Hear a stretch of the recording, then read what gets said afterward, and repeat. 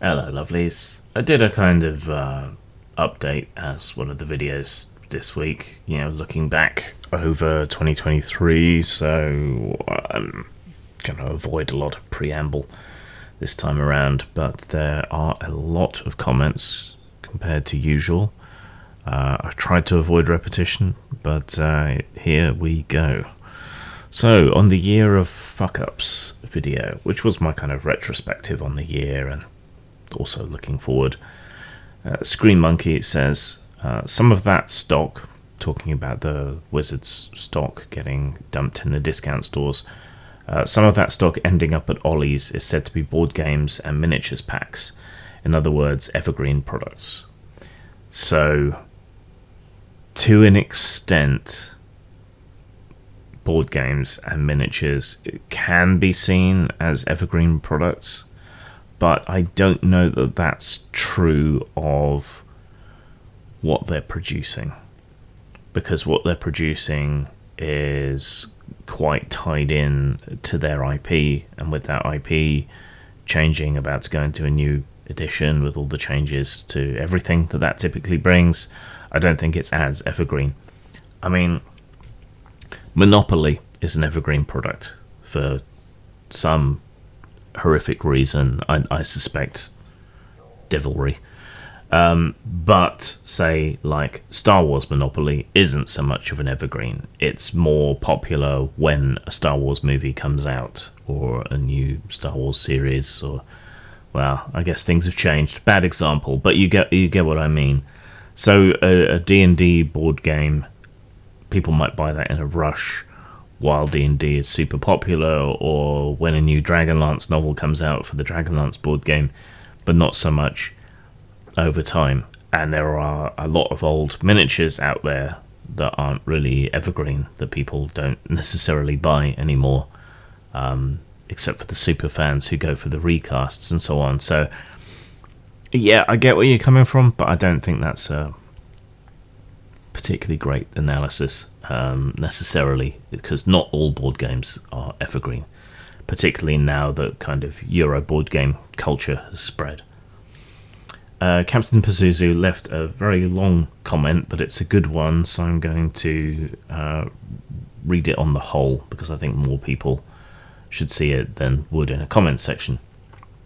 It says, "Damn it, Jim, you're going to make me go on a rant. Regarding the left, I'm a university history professor. I have some idea of what I'm talking about and will gladly go toe-to-toe with anybody on this topic.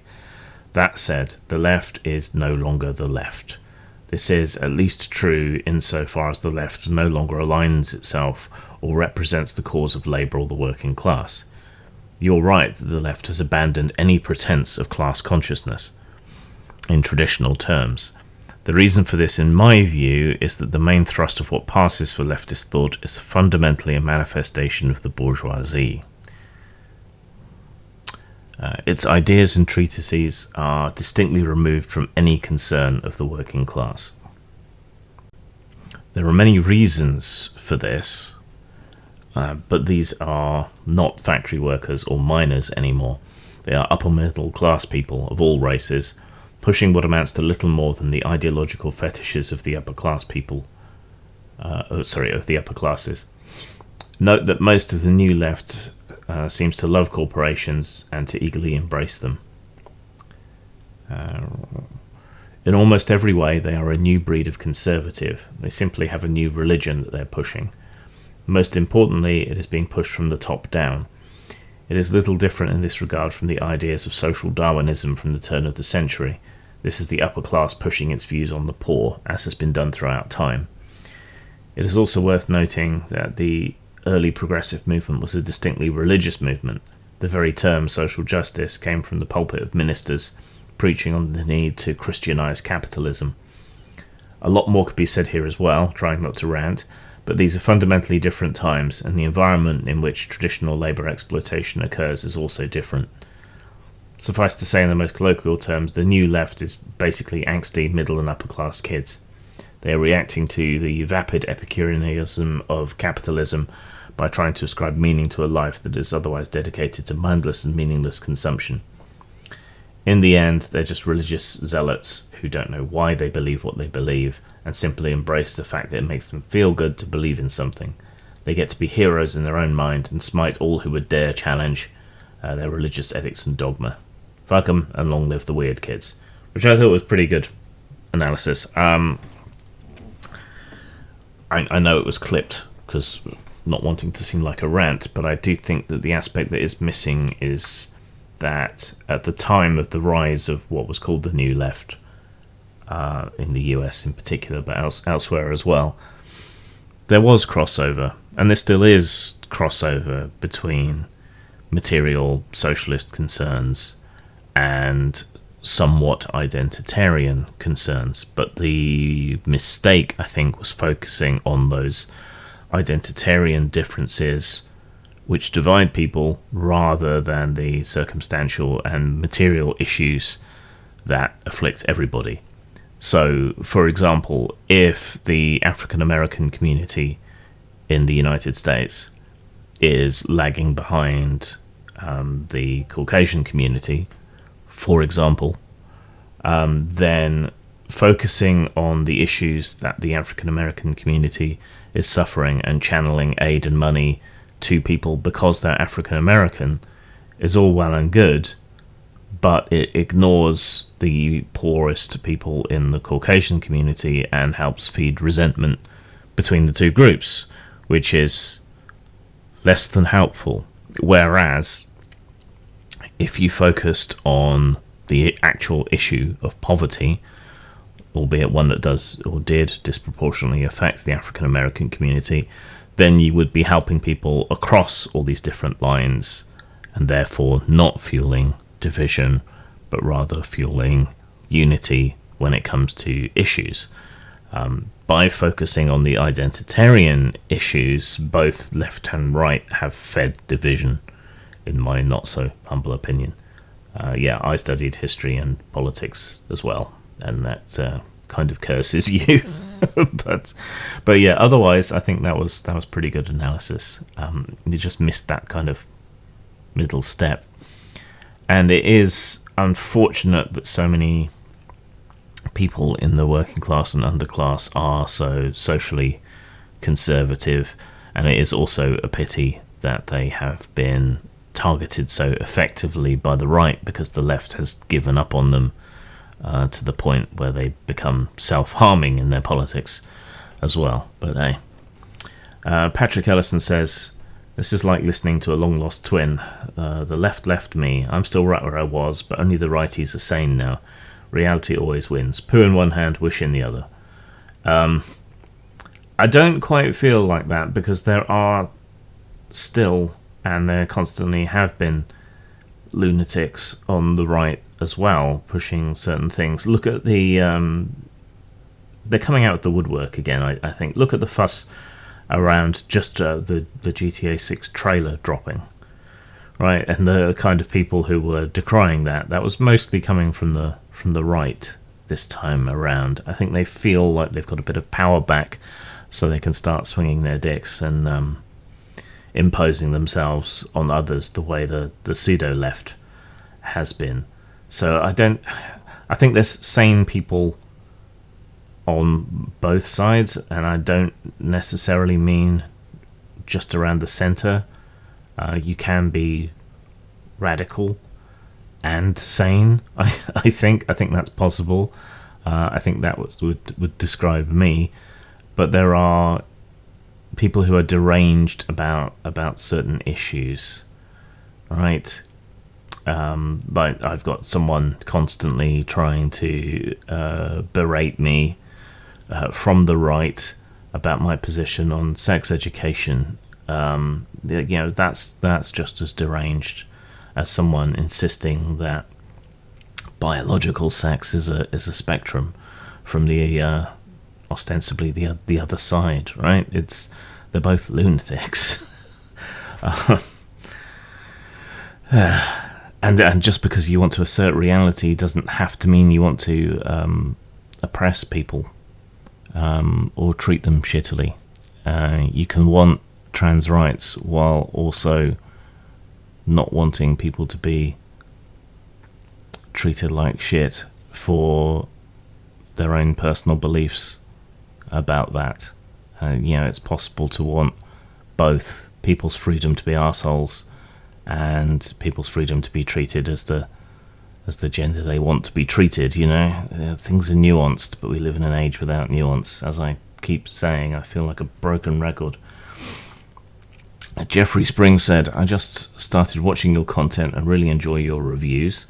I'm also a man without a political home as well. I never voted right-wing in my life, but seem to have only right-wing friends in my current circle because I won't blindly follow the left off the cliffs of insanity. You're not alone in this. The right and left zealots just want us to feel that way, so we're more easily controlled. I hope your 2024 is better than your 2023 was. So yeah, many of the same sort of sentiments and comments would apply there. Jason Fire says, I think that's just how it has to go. If we can't take care of ourselves, then maybe we can take care of each other. So same to you, Grim. Take your pills, see a therapist, and do what you have to do in order to be well. Maybe hit the gym. Pool would probably be better if I'm understanding your situation. As for politics and whatnot, I suspect power is the culprit. Conservatives lack power and are thusly more accepting. I would expect that to change if they gain too strong of a foothold. The left, likewise. There has to be a way to either get rid of power entirely or, failing that, make power less corrupting. As for game design, I've been obsessed with the games that build stuff from effect. Think Mutants and Masterminds and Hero System. So yeah, there's a lot there. Yeah, I'm finding that a lot of other people with health and mental health problems often feel helpless in the face of their own issues, but feel like they can support and help others. There's probably something to that. As to exercise, I do what I can when I can, but I'm acutely aware that it's not enough. Now, the trouble with pools is that we only have one. It's not that local, and a lot of pools have been closing down lately because the cost to heat the water has been so prohibitive. So that's less and less of an option, unfortunately. But I guess I can look into it. Plus, I have long hair, which they don't appreciate at swimming pools. And swimming caps. Do they make Rastafarian swimming caps? I might need one that big. Doc Necrotic says, critical role as the next potential Paizo, even as unlikely as that may be. Seems bleak. Now, what to do with the pendulum of reactionaries lapsing past the regressive faux left? There has to be a way of getting rid of both without radical centrism, TM causing destruction to pretty much everybody. Yeah. As for the future of normals, tourists, whatever, I think Powered by the Apocalypse type stuff will grab them, so maybe Critical Role will be in fine enough shape for a bit. Meh. Powered by the Apocalypse, it's a bit... we trained him wrong as a joke sort of thing. PBTA type games aren't role-playing games. Now, before anyone gets up in arms again, right, it's a different type of game. That's fine. You enjoy a different type of game. That's fine. But selling them as role-playing games when it's more like a writer's room is false advertising in a lot of ways. And personally, I find non-immersive roleplay much less satisfying, much less involving, and never immersive. Your mileage may vary, but that's my criticism, and I'm a critic. Chris Kirby says, as a right-wing reactionary, I love your content. That's not helping, Chris. Right, that's not helping my unease. On the Pirates of Darkwater video, there were a few comments, but most, didn't really need a reply. But Darred Hanu says, I'm currently working on a campaign setting inspired loosely by this show. Loved it as a kid, and it still holds up pretty well even today. Yes, the animation quality is still very good, particularly for the time for Pirates of Darkwater. But then that's really why it was cancelled, unfortunately. If you're working on a campaign setting inspired by it, I would strongly suggest finding and pirating the old RPG material. I mean, there's almost no way you're going to get your hands on the real stuff, and anybody who designed it is not going to get a cut out of that, so you really might as well. The monsters in particular would be easily transferable to another game system, and you'll certainly find lots of inspiration in those materials. Now, the Candela Obscura review video, man, I need to just make drama videos and criticize Critical Role from now on if I want my metrics to be good, don't I? And to get lots of clicks and views. Good lord. But yeah, let's get into a small selection of the comments. iCast Fireball says, my optimism about Daggerheart just dropped a bit. Yeah, I think this is harmful to their future projects. There are lots of people who are already hesitant about Critical Role, but had some kind of academic or completionist or curiosity about Daggerheart, and just anecdotally, so not really worth very much, but several people have decided they're not going to bother with Daggerheart on the basis of what they've seen here, and definitely not going to bother with any other Illuminated Worlds releases based on what they've seen here. So I think they've really hobbled themselves, and I feel sorry for the people who were involved in the design, though my sorrow at their plight is tempered somewhat by how horrible of a job they did. But I've done wrong and questionable things in the past and produced bad content. You know, it happens to the best of us. Winder2793 says, it's so bad, I've never seen a more obvious DM-centric ego trip of a game. I see where you're coming from with that, but I don't really agree. It's DM-centric in the extent to that a lot of it is decided by GM fiat. Rather than the rules process, but I don't know that I would call it DM-centric because it's a narrativist group play sort of game where you're not really playing characters, you're collaborating like a writer's room to create a story between you, and so there is a lot of narrative buy-in and control that players have that takes away from the Games Master centrism. So I think I don't think that's quite capturing what it is. Snapper TV says, I fear that Daggerheart will be of similar quality when regarding the quality of rules and world building. Candela Obscura sets a dangerous precedent of what's to come next from Critical Role. I feel that they are much too afraid to offend anyone rather than to make a decent product. Yeah. So you can screw up on game rules, you can screw up on your setting design, but what really seems to have put people off is the condescending tone, the safety, the unwillingness to take risks or to present meaningful conflicts in the game, because that is likely to spread across multiple games from the same studio. It's why people tend to swear off certain game producers when they find out that they do things a certain way that they don't like. It can sour the whole bunch. Santiago Campillo Lundbeck, which is a very long name for a YouTube commenter, has a comment which applies to several of my other videos and several other comments on Candela Obscura. Actually, so I'm taking his as kind of like an example one to reply to. So he says, well, actually, what I'm hearing from your critique is that you don't like narrative role-playing. As Candela Obscura tries to be exactly that, it was never going to be a game that you like. And did you really believe for a second that a brand like Critical Role, successful for its storytelling, would develop games that concentrate on the rule mechanics? I'm not crazy about it either, but the long-running success of Vampire shows that there is an interest in narrative role-playing amongst gamers.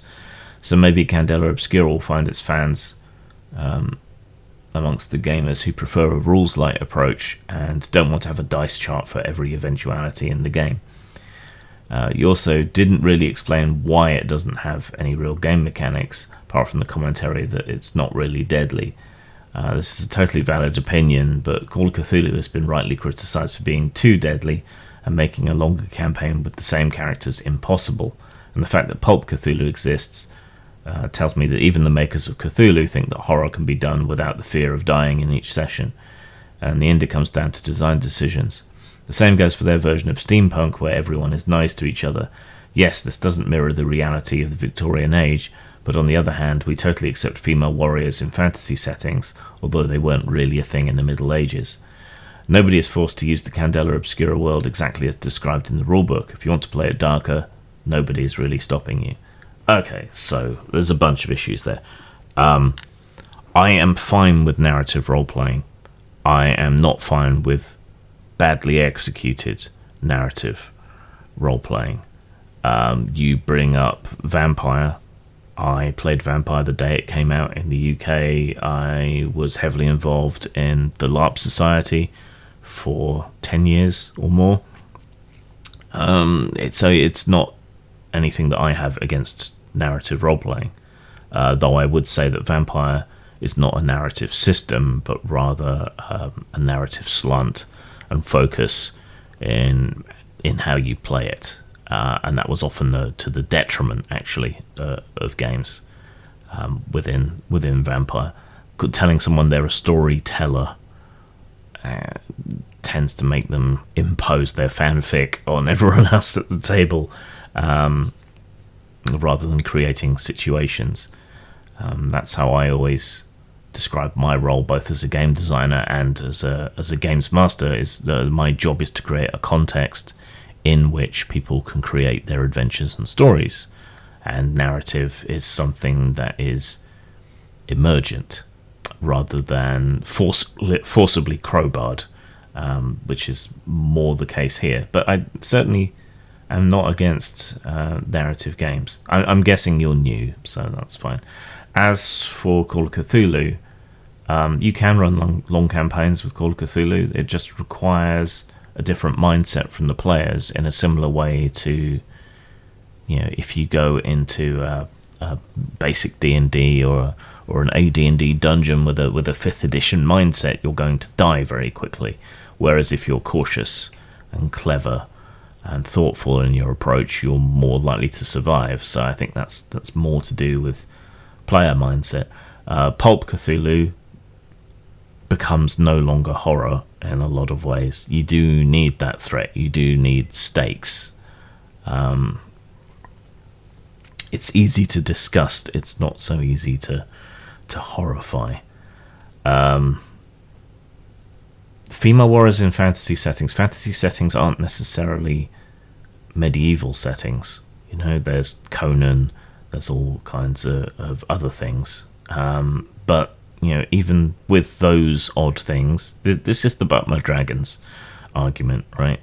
Even with those things, the basic human interactions remain the same. The foibles and issues that people have with each other remain the same.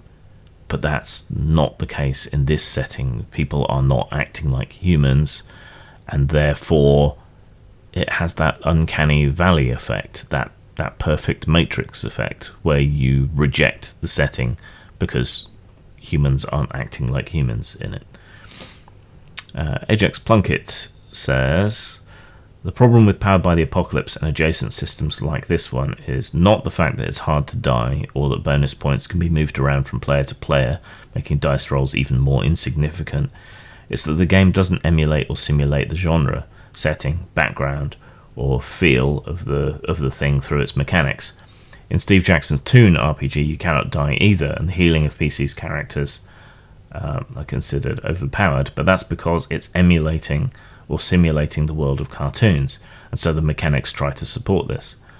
Plus, this alternative social utopia nice world is politically correct and not real. So, yeah, AJ is reinforcing the very thing that I was just saying. we reject utopia because it doesn't strike us as true or real, and as such our suspension of disbelief for other elements in the world setting and so on suffers quite a lot. Nevisisbrud says, authorial level rather than character inhabiting is a valid form of roleplay, although it is a much different experience and appeals to different desires. I'd say it's a valid form of gaming. I would say that it's not really roleplay, because when you're role-playing, you're inhabiting a role and you're playing it through. You're making decisions as that character of what they do moment to moment, and ideally according to that character's drives, experiences, whims, capabilities, rather than yours as a player. Whereas these kind of games, they take that step back. You're not really playing or inhabiting the character, and you're shaping the narrative as the player more than as the character and the character's interactions and reactions to the world around them. So yeah, sure, it's a valid different form of play, but it's not really a role-playing game. Reapercheap or Repacheap says about the "but there are dragons" fallacy. We as humans have a deep understanding of how people operate. A world without hate, without malice, and without conflict is a world that does not contain people. It's easier to believe in dragons than in a world free of conflict, because we don't see monsters every day, but we do see people every day. We understand human nature implicitly. Human nature is imperfect and filled with nasty things like emotions and biases. If you're going to fundamentally change the way people work in your fantasy setting, you're going to have to do a lot of heavy lifting to explain why that is, because in fiction the rule is things work like they do in the real world unless shown otherwise. Most writers don't feel that they're up for the challenge of rewriting basic human nature, and those that do will inevitably fail, since they themselves are bound by human nature. If Candela Obscura feels schizophrenic, this is why. It wants to rewrite human nature in order to create a world that doesn't have any of the icky things they dislike, while at the same time trying to build a game around one of the most fundamental human emotions, fear. The two simply aren't going to gel. Yeah, I couldn't agree more. I keep looking for this magic set of words which will explain why this is a problem, why this seeming paradox is an issue. The uncanny valley probably comes closest, right? It's a model of a person close enough to somewhat fool us, but absent enough that we detect something about it, and it makes us uneasy, and it makes us disbelieve. And this is similar. We are, or at least more neurotypical people are, machines for understanding social context, social cues, society around us, and making predictions of how people are going to act, react, and so on. Evolved to have a decently high level of fidelity about that. And so when the world doesn't even attempt to model some reality in terms of human nature, we instinctively reject it, I think. Judge Goswick says, I could say the same about literally every other fucking OSR clone that gets shat out by some alt-right boomer shithead. Oh look, it's D&D BX, again, now with a slightly different coat of paint. Both the narrative-focused, light, whimsical bullshit design and the OSR clone that does fuck all new and has no substance beyond a coat of paint piss me off to no end. So yeah, fuck both of those design ideas. Yeah, that was actually a reply to someone else's comment, but I felt that it was worth picking out. There does seem to be this thing of PBTA clones of various stripes and OSR clones of various stripes. Some of it comes across as exploitative in a way, and it's certainly distressing and disturbing as a designer to see a lot of these kind of clone projects doing so well these days, these fantasy heartbreakers, when they probably don't deserve to. if I was to try and extract some good out of Critical Role, it would be that at least they're trying to introduce people to other systems and to create their own independent system that's not D&D or a D&D derivative. So at least that's something, I guess. On the Blade Runner review, Beetlejuice says, "Are you sure you want to review narrative games? Why don't you talk about the stuff you like? If Free League games are garbage, what are the good games then?" I mean, I gave Blade Runner a pretty good review, so I don't know what they're talking about. And again, I'm not hostile to narrative-oriented games, just bad narrative-oriented games. I've written narrativist systems and written for narrativist systems, so I don't know what you mean. I guess I've gained a couple of hundred new subscribers in the last couple of weeks, which is lovely. Welcome aboard. My reviews use the full gamut of scores.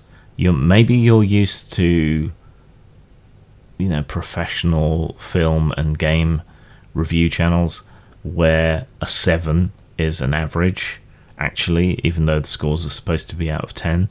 But I use the full span. So if a game scores, 5 out of 10 or 3 out of 5, that's average. That means it's a perfectly serviceable game, but it will probably only appeal to people who are particularly interested in it. A score of 4 or 5 out of 10 can be seen as a recommendation from me, but also you have to review the game as written, and as presented, not the game as you would house rule it. And I have to present my viewpoint on these things, and I do try to be generous and forgiving. I think people have just been ruined by a lot of reviews on professional sites and things, and that's disappointing. Jestro Games says, "I would love to read your designs on the digital/hologram player character. My thinking is they could inhabit the virtual landscape or mechanical systems, much like a Netrunner from Cyberpunk 2020/Red, but given that this would be in the Blade Runner world, the entire concept of a virtual landscape could be incredibly unique." Yeah, so I was suggesting that it was maybe a mistake not to include, the digitally projected AIs or semi-AIs as characters, because that is where the second Blade Runner film really explores new ground and becomes more interesting. So you can ask yourself whether a replicant is meaningfully human. I think we have decided that they are. But what about these AI companions, these AI servitors, or quasi-AI servitors? How could they develop over time? Because clearly they have learning algorithms. Are they alive? That, to me, is the new question with the second Blade Runner film, and it felt like it was odd not to have that as an option. But yeah. Actorus says, "Slightly disappointing release for me. Continues the current trend of licensed games being tightly focused on creating a pastiche of the source material rather than presenting a setting in which to create your own stories." So I remember the old tie-in games as they were. There were a few gems amongst them, but they tended to be quick cash grabs of a sort. So I think the modern tie-in games that we see from the likes of Modiphius and Free League are leagues better than these sorts of games used to be, but there are still some issues with them. When you're expanding on material from a licensed property, you also might be restricted by the licensor in what you can do. So back when Warhammer Fantasy Roleplay was at Hogshead Publishing, for example, I applied for some work there with some example ideas, but you weren't allowed to include any material from anything outside that sort of old world, the Empire, basically. You couldn't detail the world beyond that. So licenses can be incredibly finicky. So some of the problem with licensed properties may come down to that. Gwem says, I like the setting and look forward to the Replicant expansion book next year. As for the rules, etc., I cannot offer a legitimate opinion as I haven't played it, because I have no one to play it with, and I buy RPG setting books for inspiration for my own work. I too was hoping for some expansion regarding the rest of the world and colonies, but for now it seems Blade Runner is inextricably intertwined with LA. Maybe Free League will explore the setting more at some point. Hopefully they will. And there are, other settings that you could say are part of the same universe. To an extent, there are Easter eggs to Alien, and from Alien to Predator, and also Soldier seems to take place in the same world at a certain crossover point. So you can blag some other material, and because they use the same systems, it's relatively easily portable. On my video, Nout Queer as Folk, They Lie, that's a telling name, says, many of the people who push for LGBTQ sex education on very young children have been exposed to groomers and pedos. They're also the same people who advocate for censorship of fan service and male gaze female sexualization in mature rated entertainment. It's good to be sex positive as long as you don't involve children. Both me and my gay friends growing up figured out our sexuality on our own without creepy adult teachers. Leave kids alone. Don't reply to me. I'm right and you're wrong. Which is a great way to guarantee that someone will reply to you. You are suffering from confirmation bias. And the amount of advocates of sex education who have been done for noncery is dwarfed by coaches and priests and people like that. Sex education equips kids to cope with and to figure out noncery when it happens. So your restrictive, rather sex negative point of view leaves kids ignorant and ripe for exploitation. So it's actually counterproductive to your claimed aims. And there you go.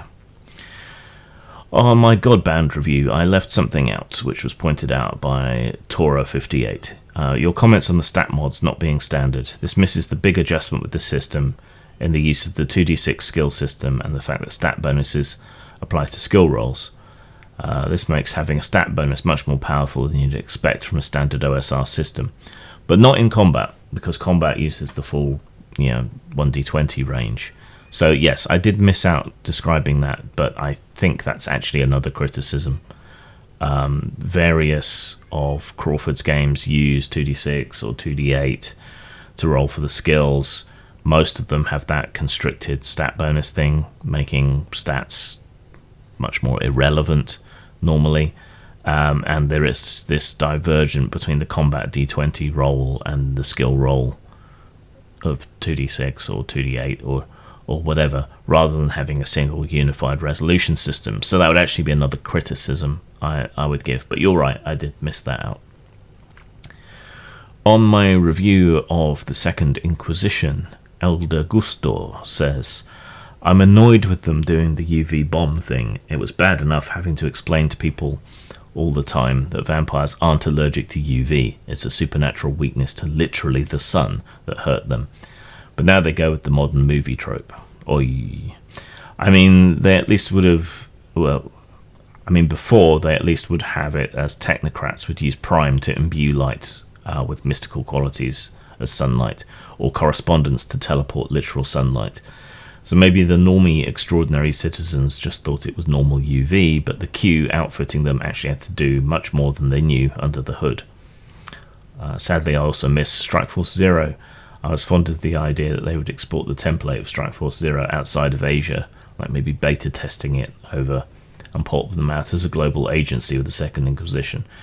Yes, so the Second Inquisition book for Vampire, and I guess the other games in the 5th edition, it's a much more useful book than a lot of others, but yeah, it kind of tramples over the lore quite a bit. This is maybe part of disempowering the various supernatural types in the world to make them more challenged, but a lot of it rankles us old heads, I think. I only had one comment on Kalergi in the last week, which was happy to say that I am the 2000th dislike on this video, which is a populum fallacy, by the way, there, Mr. Real Cerno. Live and learn. Sang.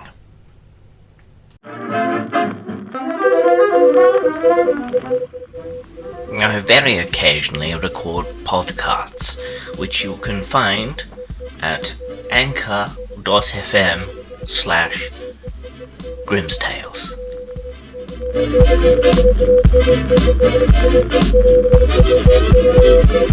Well, I look at it myself as the beginning, really, of an exploration. That's the reason we're exploring. You don't know what you'll run into on an exploration. What the sky looks like, what the stars look like. Do they still twinkle, or are they a steady light when you get outside the atmosphere?